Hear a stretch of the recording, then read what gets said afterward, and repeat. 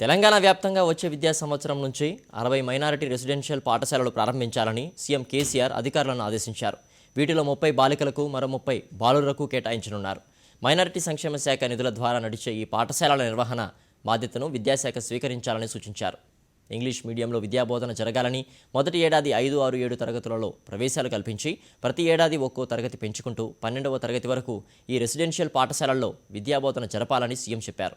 ఎట్టి పరిస్థితుల్లో వచ్చే జూన్లో మైనారిటీ రెసిడెన్షియల్ పాఠశాలలు ప్రారంభం కావాలని, ఇందుకు అవసరమైన చర్యలు తీసుకోవాలని మైనారిటీ సంక్షేమం, విద్యాశాఖలు సమన్వయంతో పనిచేయాలని సూచించారు.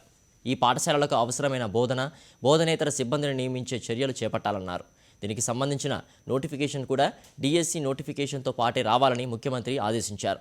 ఈ బడ్జెట్లోని రెసిడెన్షియల్ పాఠశాలలకు నిధులు కేటాయిస్తామన్నారు.